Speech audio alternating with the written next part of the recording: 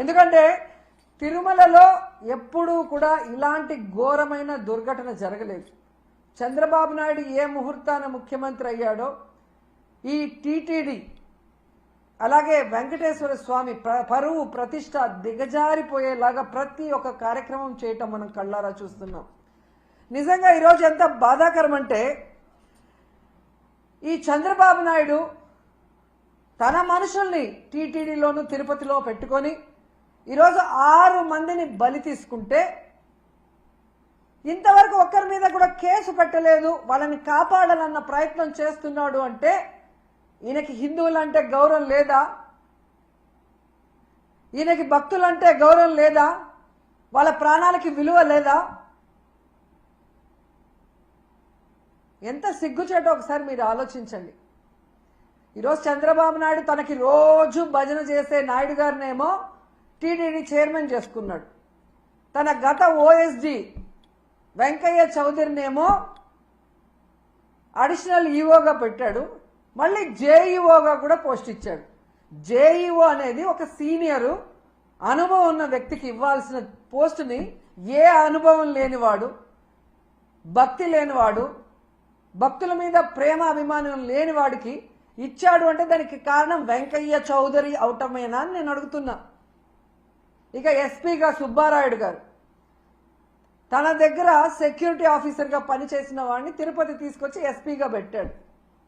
ఇలా నీకు సేవ చేసే వాళ్ళని పెట్టుకొని భక్తులకి సేవ చేయాలన్న ఆలోచన వాళ్ళకి లేకుండా చేసి ఈరోజు 6 మంది చనిపోవటానికి 60 మంది గాయపడటానికి కారణమైన వాళ్ళని ఇంతవరకు కేసు పెట్టకుండా కాపాడాలన్న ప్రయత్నం చేస్తుంటే చంద్రబాబు నాయుడిని ఏమనాలో ఒకసారి మీ అందరూ కూడా ఆలోచించుకోవాలి. ఎందుకంటే దీంట్లో వీళ్ళందరితో పాటు మొదటి ముద్దాయిగా చంద్రబాబు నాయుడు గారిని పెట్టాలి. ఎందుకంటే ఒక పక్క మోడీ గారి మీటింగ్ జరుగుతుంది, దానికి ఉన్న పోలీసులంతా అటుపోయారు. ఇక చిత్తూరు తిరుపతి జిల్లా పోలీసులనైనా ఈ టోకర్ల దగ్గర పెట్టి ఒక 3 రోజుల ముందుగానే టోకర్లు ఇచ్చి వాళ్ళకి సేఫ్టీగా పంపించుంటే ఈరోజు ఈ దుర్ఘటన జరిగి ఉండేది కాదు. కానీ 9వ తేదీ టోకర్లు ఇస్తామని చెప్పి అది 8వ తేదీ సాయంత్రానికే ప్రీపోన్ చేసి 6, 7, 8 చంద్రబాబు నాయుడు కుప్పంలో కూర్చొని ప్రోగ్రాం చేసుకుంటూ పోలీసుల్ని అధికారుల్ని తన చుట్టూ తిప్పుకొని వాళ్ళని పని చేయకుండా చేసి 6 మందిని చంపేసి ఇప్పుడు అధికారుల తప్పిదమంటే ఇది తప్పించుకోవడం కాదా? ఇది ముమ్మాటికి చంద్రబాబు నాయుడు ఆయన ప్రభుత్వం చేసిన హత్యే. ఆయన ఏం ప్రోగ్రాం చేశారో మీ అందరికీ తెలుసా? ఒకసారి చూడండి. 6, 7, 8వ తేదీ చేసిన ప్రోగ్రాంలు స్వర్ణ కుప్పం అంట,